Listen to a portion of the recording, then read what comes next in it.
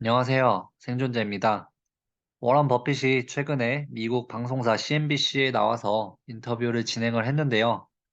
워낙 이제 오랜만에 언론에 나오다 보니까 또 언론에 많은 관심을 받았죠.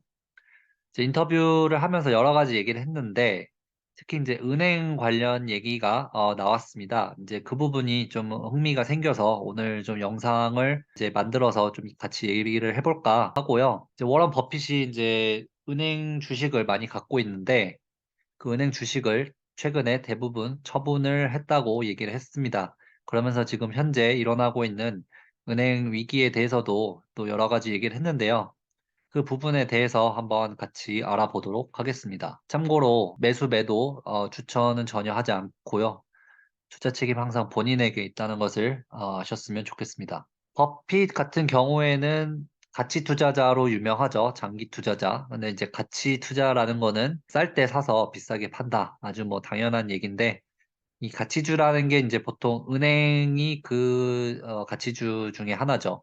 그러다 보니까 이제 은행주를 굉장히 많이 보유를 하는 걸로 알려져 있는데 버핏이 근데 최근에 이제 뱅크 오브 아메리카를 제외한 은행 주식을 전부 다 팔았다라고 얘기를 했습니다. 지금 현재 진행되고 있는 은행 파산, 이제 실리콘밸리나 이제 아니면 이제 퍼스트 리퍼블릭 뭐 이제 다른 은행들 있잖아요. 그런 은행 위기에 대해서도 추가로 이제 경고를 했습니다.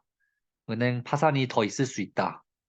근데 지금 정부나 어떤 언론 그리고 시장을 보면 이제 은행 위기는 마치 이제 끝나는 듯한 그런 모습으로 다시 또 올라가고 있죠. 근데 이제 버핏이 다시 한번 불을 지핀 것 같습니다. 이제 저도 이 부분은 굉장히 동의를 많이 하고요. 버핏의 인터뷰 내용을 조금 요약을 하자면요. 참고로 이 인터뷰는 이제 도쿄에서 이제 진행을 한 건데 이제 일본에 갔습니다, 버핏이.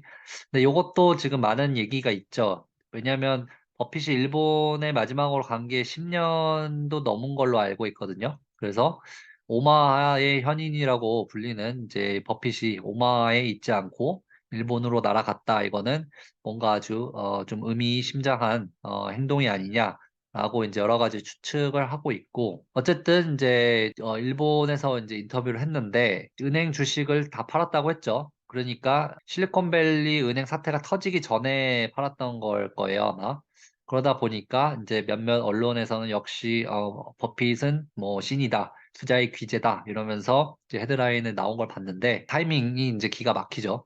근데 이제 버핏 정도 되면 사실 은행 정보통 중에서도 아주 그 핵심 정보통이기 때문에 은행들이 뭘 하는지는 그냥 위에서 아마 내려다보고 있을 겁니다.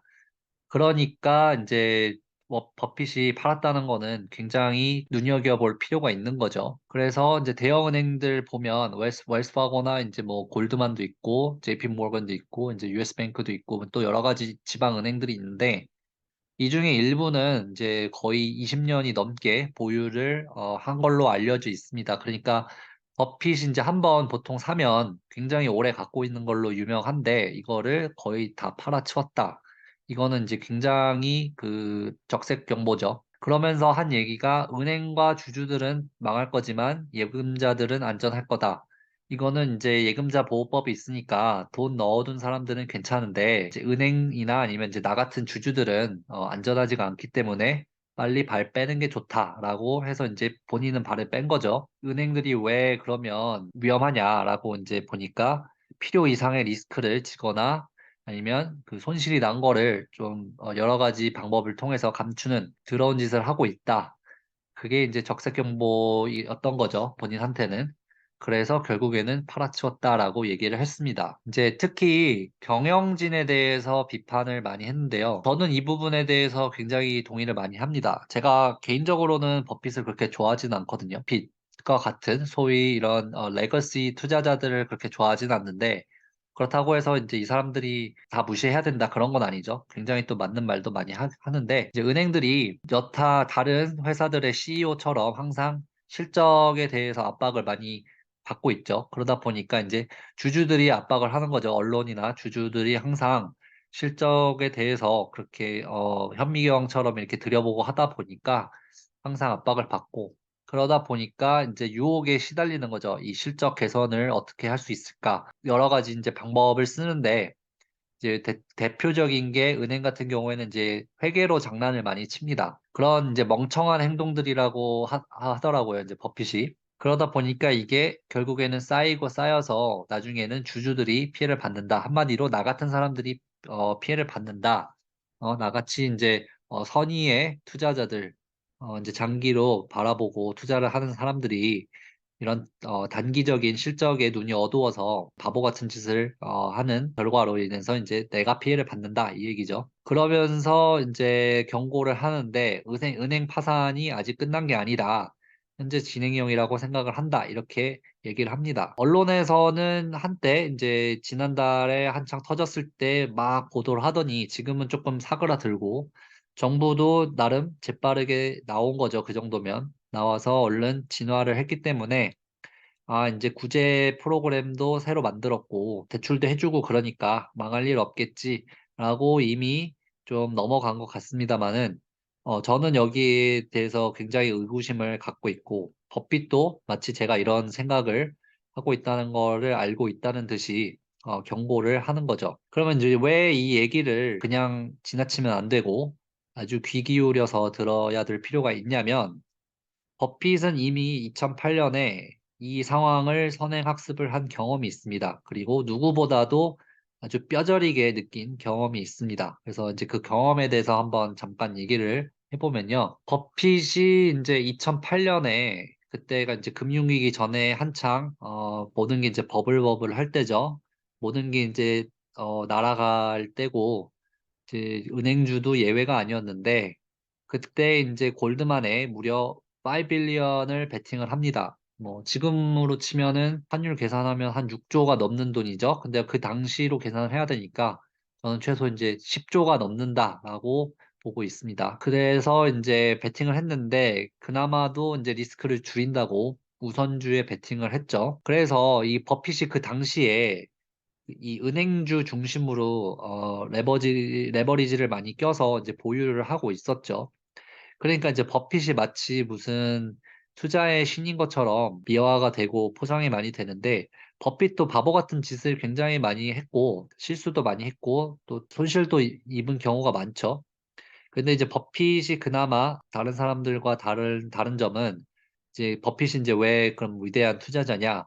그 실수를 통해서 항상 다음에 똑같은 행동을 하지 않기 때문이죠. 이제 실수를 통해서 이제 배우는 게 있기 때문이고요. 대부분은 이제 똑같은 실수를 반복을 하죠. 근데 이제 버핏이 이 당시에 그 과거를 돌이켜 보면 말도 안 되는 일이지만 그때 당시에 이제 굉장히 그 은행주를 중심으로 아주 많은 주식을 보유를 하고 있었는데 이제 은행주는 그 이후에도 회복을 못 했습니다. 그러니까 그 당시에 아주 고점이었단 소리죠. 어쨌든 그렇게 이제 보유를 하고 있었는데 그게 당연히 금융위기가 터지면서 폭락을 하고 특히 은행주는 거의 휴지 조각이 됐습니다. 그죠? 그러니까 이제 이제 리먼이나 베어스턴스가 이제 투자은행들이잖아요.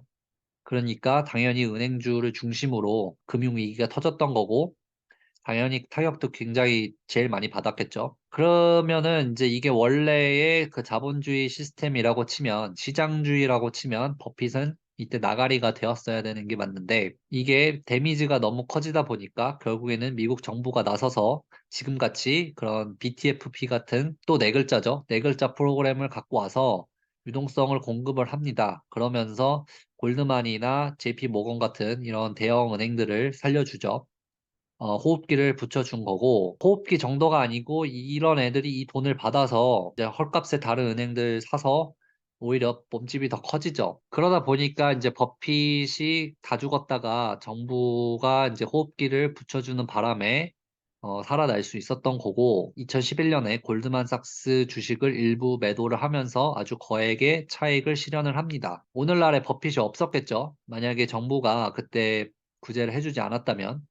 근데 이제 이게 더 열받는 이유는 그때 그 들어간 돈이 일반 국민들의 세금으로 금융 시스템을 살려줬기 때문이고 그 금융 시스템이라는 거는 자기들이 욕심을 부리면서 결국에는 장난을 치다가 이제 돈을 잃을 것 같으니까 도와달라. 그리고 협박도 하는 거죠. 우리가 망하면 니들이 망한다. 이런 식으로 이제 얘기를 하면서 서로 딜을 친 거죠. 그래서 제가 왜 이런 레거시 이제 투자자들 또 이제 레거시 시스템을 별로 안 좋아하냐면 상황이 좋고 돈을 벌 때는 자본주의를 얘기를 하죠. 그래서 미국이 자본주의인 것 같지만 또 실상을 보면은 그렇지도 않아요. 왜냐하면 이렇게 돈을 벌 때는 항상 시장을 얘기를 하면서 자본주의를 얘기합니다. 근데 시장에 문제가 생기고 자기들이 돈을 잃을 것 같으면 갑자기 사회주의를 들고 오면서 고통을 나눠야 된다. 이런 식으로 얘기를 하죠. 그러면서 얘기를 하는 게 이제 국민들의 세금을 충당을 해서 자기들이 이제 살아남겠다. 이런 거고 항상 그 마인드셋이 깔려 있기 때문에 그렇게 믿는 구석이 있는 거죠. 그렇기 때문에 이제 별로 좋은 이미지가 아닌 거고, 이 이후에도 계속 됩니다. 그러니까 버핏이 보면은 참 그 정부와 항상 그 같이 봐야 되는 게 버핏이 투자한, 특히 이제 최근을 보면요. 2008년도 그랬고, 그다음에 2020년 있잖아요. 2020년에도 코로나가 터졌을 때 그때 버핏이 아주 크게 또 베팅을 하죠. 그때 이제 일본의 그 옌을 빌려서 그 참고로 일본 그 버핏이 일본에 간 이유 중에 하나가 이 부분도 있거든요. 그래서 일본의 돈을 아주 많이 빌려서 달러 자산에 투자를 한 거죠. 그래서 그 당시에 이제 정유 회사들, 옥시덴탈 이런 애들 많이 샀고, 그 다음에 또 일본 은행주도 많이 샀고, 그랬습니다. 그래서 그게 지금 아주 신의 베팅, 신의 한 수였다라는 게 이제 지금 나오고 있는 건데, 그때도 정부가 결국에는 코로나 때문에 구제 프로그램을 가지고 와서 구해줬기 때문에 이제 버핏 같은 사람들은 굉장히 큰 이익을 얻을 수가 있었던 거죠. 그러니까 이제 버핏 정도 되면 사실 그 정부에서 이제 어떻게 돌아가는지 그 안에 이제 인사이드 서클, 이너 서클에 이제 들어가 있는 거죠. 그렇기 때문에 이제 미리 행동을 할 수가 있는 거고요. 어쨌든 버핏은 2008년에 이렇게 좀, 뼈저리게 경험을 했기 때문에 그 지금 현재 돌아가는 은행 시스템을 보고 이제 바로 감이 온 거죠. 그래서 아마 미련 없이 털었다. 인 것 같습니다. 재밌는 차트를 가져왔는데요.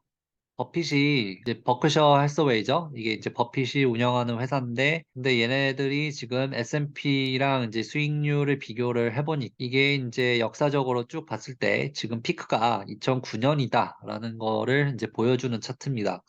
그래서 2009년 이후에 계속해서 내리막을 가고 있고, 그게 이제 코로나 때 폭락을 한 건데, 근데 이제 이거는 2020년 4분기까지만 나와 있으니까, 이제 이후에 이제 신적인, 베팅을, 했기 때문에 이제 반등을 많이 뭐 했을 것 같습니다. 지금 이제 피크가 2009년이었는데, 그게 이제 51배라는 거죠. 그러니까 어마어마한 수치죠. 그래서 지금 2020년도에 아무리 떨어졌어도 S&P랑 비교했을 때는 이제 34배, S&P의 34배다. 그러니까 그래도 엄청난 숫자죠. 그래서 버핏은 버핏이다. 인데 생각하는 것만큼 그렇게 항상 시장을 이기는 건 아니다. 라는 거를 이제 알 수가 있는 부분이고요. 이제 다시 지금 현재 상황으로 돌아가면요. 최근에 대형 은행들의 실적들이 나오고 있습니다. 그래서 지금 나온 실적들을 좀 보면요.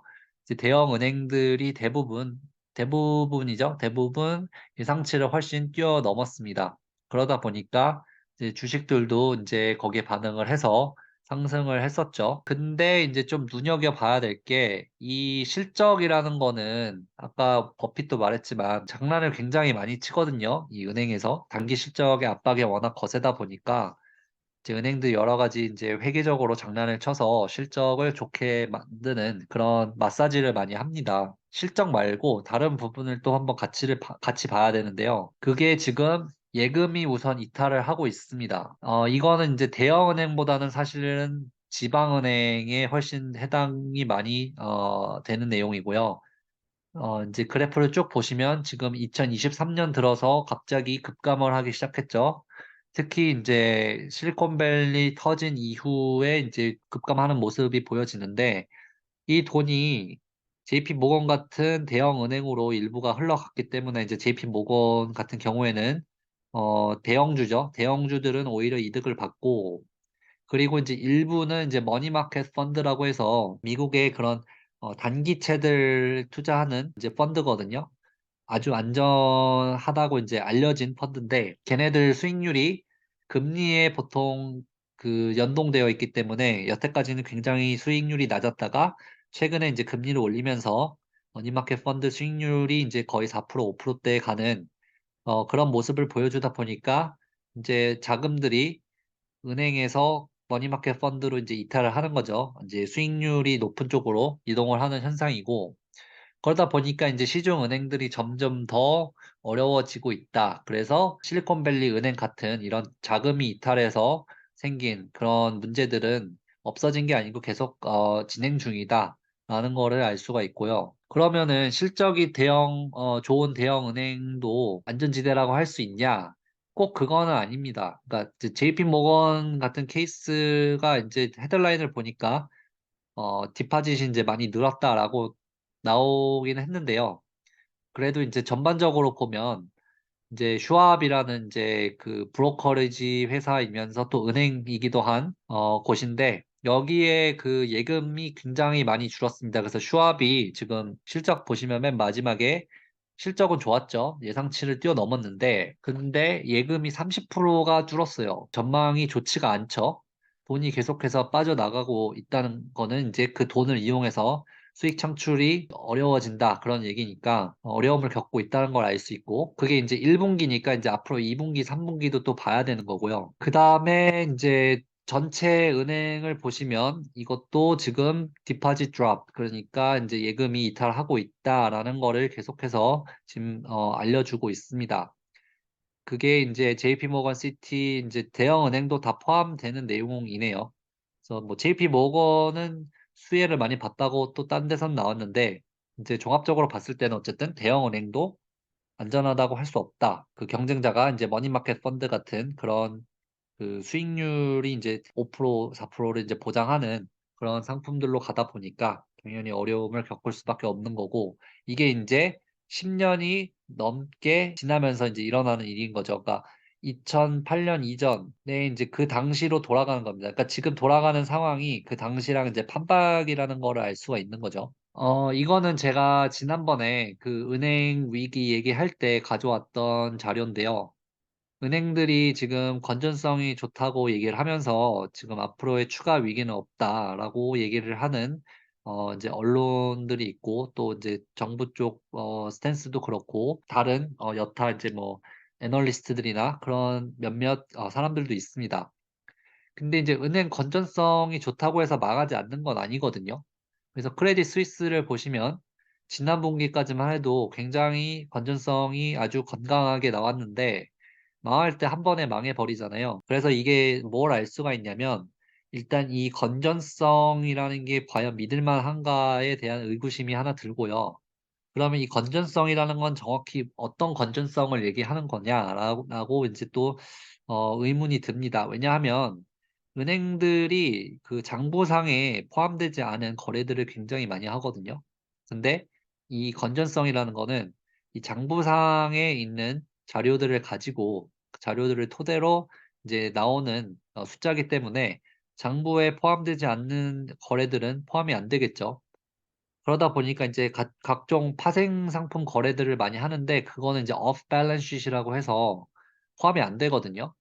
그러다 보니까 이제 뭐 스왑이라든지 아니면은 이제 뭐 그런 각종 파생 뭐 선물 뭐 이런 것들은 포함이 안 됩니다. 포함이 아예 안 되거나 아니면은 이제 작게 라인 아이템 이제 조그맣게 표시가 되거나 부록 같은 데 이제 조금 나와 있거나 이런 식으로 표시가 되어 있기 때문에 이 숫자를 완전히 신용하기는 어렵다.